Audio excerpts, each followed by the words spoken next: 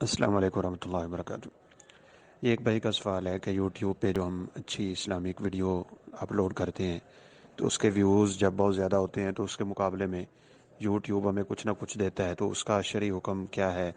کیا اس کا استعمال جائز ہے اور اس کو کمانا جائز ہے یا نہیں؟ تین شکلوں کے ساتھ اور تین شرطوں کے ساتھ آپ کہہ سکتے ہیں کہ یہ کام جائز ہے۔ پہلی تو یہ کہ آپ کا اکاؤنٹ جو ہے اس پہ بنا ہوا ہے وہ فری کا ہو۔ اس کا مطلب یہ ہے کہ اگر آپ کا وہ اکاؤنٹ پیسوں سے بنا گیا ہے تو آپ کسی کے ذریعے وہ رقم نہیں کما سکتے۔ فری میں ہے اور آپ کو کمپنی فری میں دے رہی ہے، یعنی کسی کے دیکھنے پہ، کسی کو ویو اور کسی کے شیئر کرنے اور اس طرح کی چیزوں پہ جو اضافہ ہوگا تو کسی کی محنت کا بدلہ آپ نہیں لے سکتے اگر پیسوں سے۔ اگر فری میں ہے تو انشاءاللہ اس میں حرج نہیں ہے۔ دوسرے نمبر پہ یہ ہے کہ جو اہم چیز ہے کہ اس میں جو اعلانات وغیرہ آتے ہیں اس میں غیر شرعی کام تو نہیں ہے۔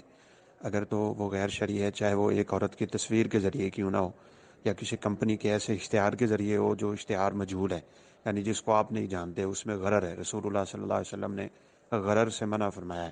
آپ کی کمپنی کا اشتہار آیا ہے اور میں نہیں جانتا کہ وہ چیز درست ہے، غیر درست ہے، اس کا معیار کیسا ہے، کوالٹی کیسی ہے، تو اس وجہ سے اگر کوئی شخص پھنس جاتا ہے تو پھر کہہ لیں کہ اس کے لیے یہ مسئلہ بن جائے گا۔